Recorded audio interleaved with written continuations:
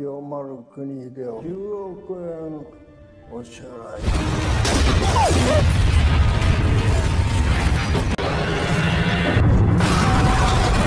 とっとと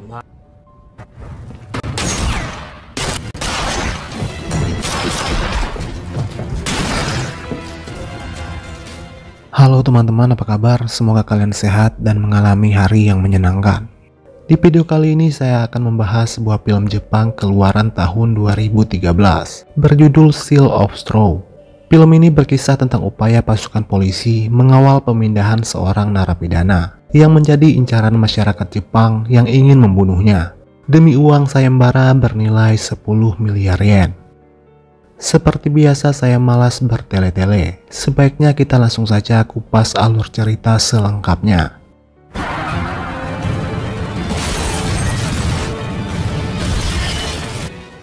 Suatu hari seorang bocil perempuan ditemukan tewas di dalam sebuah got, di mana bocil itu adalah cucu tunggal seorang konglomerat bernama Takaoki Ninagawa. Setelah dilakukan penyelidikan, lalu polisi mengumumkan ke publik kalau pelaku pembunuhan cucu konglomerat tersebut bernama Kinohide Kiyomaru, buronan yang ternyata sudah lama diincar oleh polisi atas pembunuhan 8 tahun yang lalu, di mana korbannya juga seorang bocil perempuan.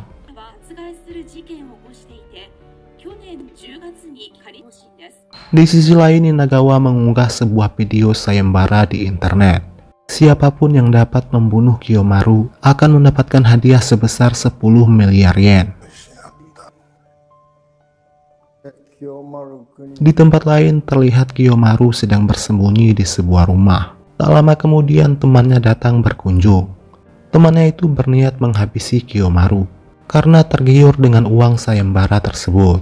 Namun dengan sigap Kiyomaru membalikan keadaan. Temannya itu yang justru tewas di tangan Kiyomaru. Kemudian Kiyomaru menyerahkan diri ke kantor polisi untuk meminta perlindungan. Dia merasa cuma penjara satu-satunya tempat yang masih aman dari ancaman orang-orang yang ingin membunuhnya, pastinya demi uang sayembara tersebut. Namun di kantor polisi, Kiyomaru nyaris saja tewas, dihabisi oleh seorang polisi yang juga tergiur dengan uang sayembara dari Ninagawa itu. Lalu kepala kepolisian menugaskan 5 orang polisi khusus untuk mengantar Kiyomaru ke penjara pusat Tokyo. Kelima orang polisi ini bernama Shiraiwa, Masaki, Okumura Kanbashi, dan Mekari si pemimpin.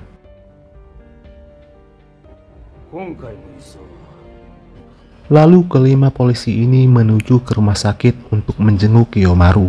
Mereka sengaja naik taksi agar tidak menarik perhatian publik. Sesampainya di rumah sakit, Mekari langsung menunjukkan surat penangkapan kepada Kiyomaru. Setelah menerima surat itu, Kiyomaru malah menjadi histeris. Dia curiga kalau kelima polisi ini juga berencana ingin menghabisinya.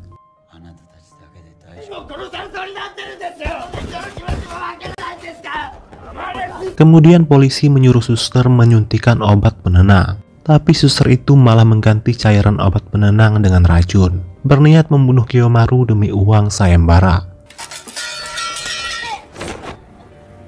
Namun Mekari berhasil menggagalkan rencana suster tersebut. Setelah itu Mekari mendapat kabar kalau pesawat mereka dibatalkan karena pesawat yang seharusnya digunakan untuk mengantar Kiyomaru disabotase oleh seorang montir.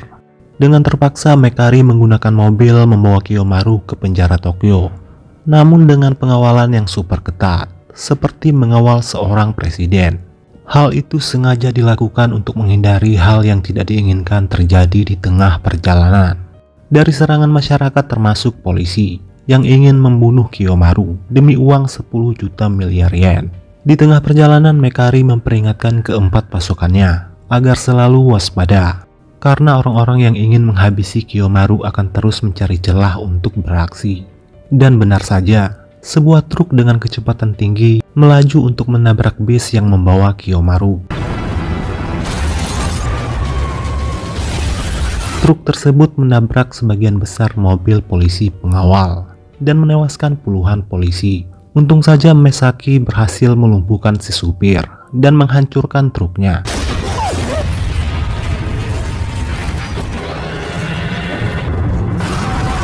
Kejadian itu menarik perhatian media, dan secara otomatis informasi tentang pengantaran Kiyomaru semakin menyebar luas ke publik. Dengan terpaksa Mekari menghubungi pihak kepolisian Fukuoka agar segera mengirim pasukan tambahan untuk mengawal bis tersebut. Sedangkan Kiyomaru tampak seolah menikmati kegaduhan yang terjadi, hingga membuat Masaki emosi dan hampir saja lepas kendali.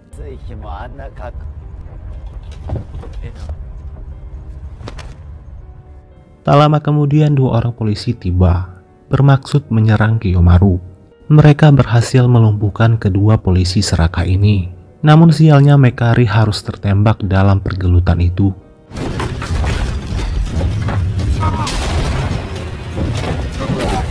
Mereka berhasil melumpuhkan kedua polisi serakah ini. Beruntung tim medis segera tiba menyelamatkan Mekari.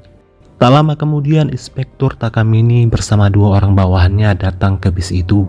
Dia datang untuk mengucapkan permintaan maaf kepada tim Mekari karena misi pemindahan Kiyomaru telah bocor ke publik sehingga terjadi kekacauan di jalan raya. Kemudian dia menyarankan agar Mekari menggunakan transport lain untuk membawa Kiyomaru. Mekari mendapat ide untuk membawa Kiyomaru menggunakan kereta api agar tidak menarik perhatian publik. Mekari juga membagi tugas kepada timnya untuk berjaga di setiap pintu masuk. Di dalam kereta api itu, Okumara mengecek sinyal dari situs milik Ninagawa. Mekari merasa bingung, bagaimana mungkin pergerakan mereka masih bisa terdeteksi. Kemudian Mekari memeriksa keempat pasukannya. Dia curiga kalau salah satu dari mereka ada yang membocorkan informasi. Sempat terjadi sedikit percekcokan antara mereka berlima. Mereka semua merasa tidak melakukan hal itu. Namun pada akhirnya keempat pasukan mau bekerja sama. Dan setelah diperiksa, tak ada satupun dari mereka yang terbukti membocorkan informasi. Okumura menduga kalau salah satu bawahan Takamine yang telah menjual informasi kepada Ninagawa. Tak lama kemudian sekelompok orang berdasi mencoba masuk ke dalam gerbong mereka. Akan tetapi Masaki menghalanginya dan memaksa mereka kembali ke tempat masing-masing. Namun mereka menolak dan melakukan perlawanan.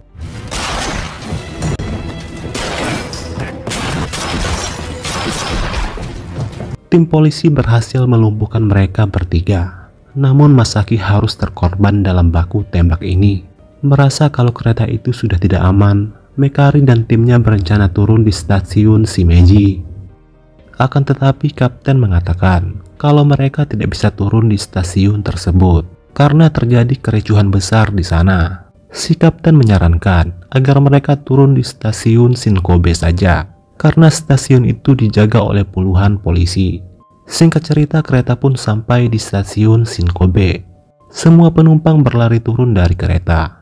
Namun satu orang penumpang malah berniat ingin menyerang Kiyomaru dengan pisau. Mekari sudah memperingatkan pria itu agar meletakkan pisaunya. Namun dia tidak peduli, bahkan dengan nekatnya menyandera seorang bocil. Di luar, pasukan polisi mencoba untuk turun tangan, tapi Okumara memerintahkan mereka semua untuk mundur. Sementara di dalam kereta, Shiraiwa berniat menghabisi Kiyomaru agar tidak ada lagi korban yang berjatuhan sebab si pembunuh tersebut. Ditambah lagi Kiyomaru semakin songong.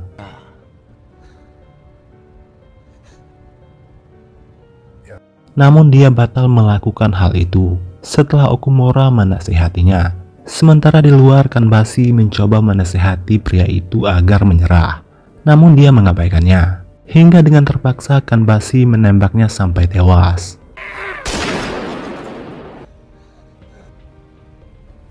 Setelah itu Kanbashi dibawa oleh polisi untuk diperiksa. Para pasukan polisi tadi berusaha menculik Kiyomaru. Akan tetapi Okumura dan Mekari mengancam mereka untuk mundur dan memaksa si kapten segera membawa mereka ke Tokyo. Akhirnya tim Mekari berhasil lolos dari pasukan polisi tersebut. Namun di tengah perjalanan tiba-tiba kereta itu berhenti secara mendadak.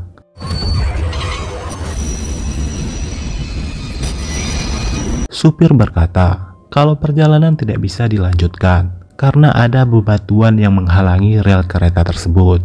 Hingga dengan terpaksa, Mekari dan timnya melanjutkan perjalanan membawa Kiyomaru dengan berjalan kaki dari jarak yang lumayan jauh, sampai pagi pun menjelang.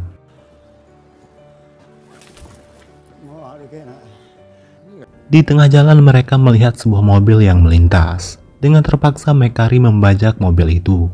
Pemilik mobil ini bernama Nikino. Di dalam mobil terlihat kalau si Reiwa mengirim pesan kepada seseorang.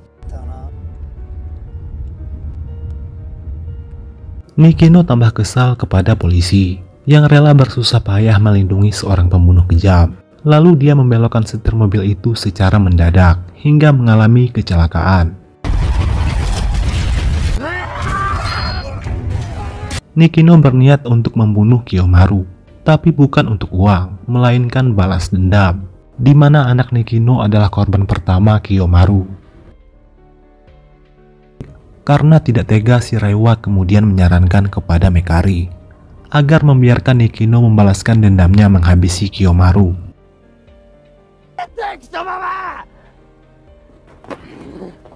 Namun Mekari tetap berpegang teguh pada prinsipnya untuk patuh pada perintah atasan, memindahkan tahanan dengan selamat sesuai amanah. Lalu mereka melanjutkan perjalanan dan meninggalkan Nikino. Rupanya Mekari sempat melihat si Reiwa mengirim SMS kepada seseorang. Dia menuduh kalau si Reiwa yang membocorkan informasi, dan ternyata si Reiwa mengirim pesan untuk anaknya. Kalau bukan si Reiwa ataupun Mekari, berarti yang membocorkan informasi kemungkinan besar adalah Okumura. Awalnya dia membantah dengan keras tudingan dari Mekari, namun karena terus didesak, Okumura mau tidak mau mengakui kalau dialah yang membocorkan informasi kepada Ninagawa. Rupanya Okumura menanam sebuah chip GPS di lengannya. Pantas saja orang suruhan Ninagawa selalu berhasil menemukan lokasi Kiyomaru. Okumura bilang dia tetap akan mendapatkan uang imbalan dari Ninagawa, walaupun bukan dia yang membunuh Kiyomaru.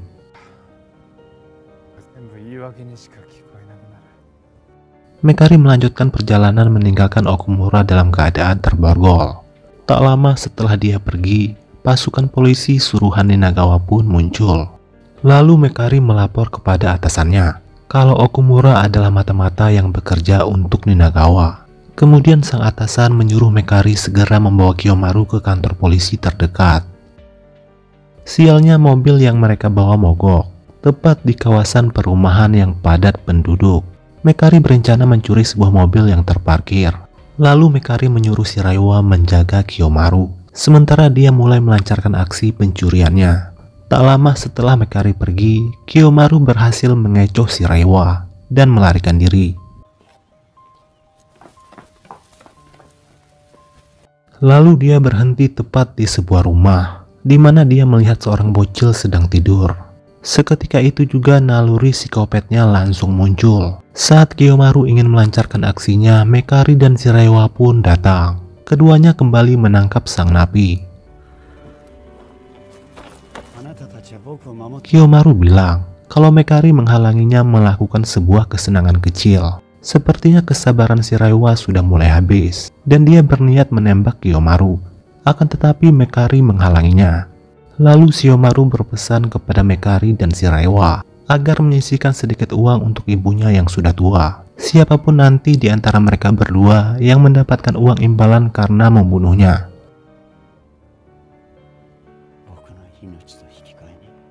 Tak lama kemudian lewatlah sebuah taksi. Mau tidak mau Mekari pun naik ke taksi itu. Supir taksi yang bernama Yuri ini mengatakan kalau semua orang yang ingin membunuh Kiyomaru semuanya mengalami kesulitan keuangan. Di tengah perjalanan mobil mereka dicegat oleh polisi yang sedang melakukan razia. Untung saja polisi membiarkan mereka pergi karena tidak ingin repot-repot memeriksa mobil taksi. Lalu Yuri memberikan taksinya kepada Mekari yang akan melanjutkan perjalanan ke penjara pusat. Di radio mobil terdengar sebuah berita kalau ibu Kiyomaru tewas bunuh diri. Mendengar kematian sang ibu, Kiyomaru sangat terpukul dan menangis sejadi-jadinya. Lalu Kiyomaru meminta Mekari untuk berhenti sejenak agar dia bisa menenangkan diri. Mekari pun menurutinya. Tak lama Mekari ditelepon oleh Ninagawa. Ninagawa berjanji akan memberikan Mekari 13 miliar yen asalkan dia membunuh Kiyomaru. Namun Mekari bersikeras menolak. Lalu Ninagawa mengancam akan menyuruh Yuri membunuh istri Mekari. Super taksi yang ternyata adalah mata-mata Ninagawa. Kiyomaru menyadari kalau Shiraiwa sedang lengah menguping percakapan Mekari di telepon. Lalu dia menghentam kepala Shiraiwa dengan batu. Kemudian dia mengambil pistol dan menembaknya. Kiyomaru tersenyum setelah berhasil membunuh Shiraiwa. Kesedihannya atas kematian sang ibu seketika hilang. Mekari pun menghajar Kiyomaru habis-habisan dan berusaha menembaknya.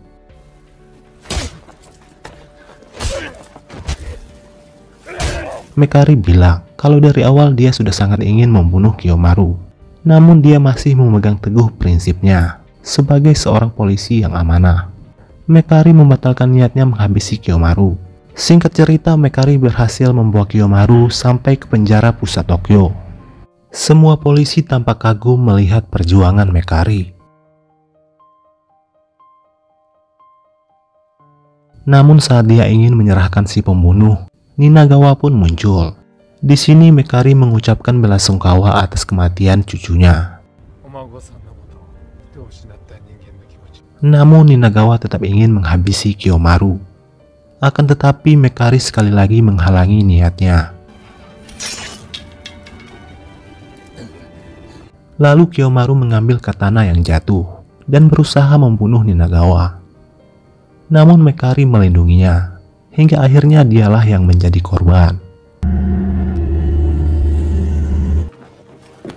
Kemudian polisi mengamankan Kiyomaru, dan Mekari segera dilarikan ke rumah sakit, sedangkan Ninagawa di penjara atas kekacauan besar yang sudah dia buat, dan sayembaranya pun dibatalkan. Kiyomaru pada akhirnya divonis hukuman mati. Di pengadilan, Kiyomaru mengatakan penyesalan terbesarnya karena tidak sempat membunuh lebih banyak orang.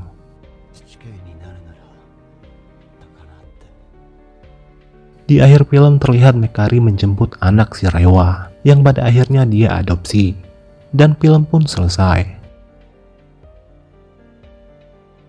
Oke teman-teman, seperti itulah ending film ini, cukup bikin emosi. Tapi secara keseluruhan filmnya lumayan seru dan menegangkan. Terima kasih sudah singgah teman-teman. Jangan lupa nonton video saya yang lainnya. Dan sampai jumpa lagi di video berikutnya.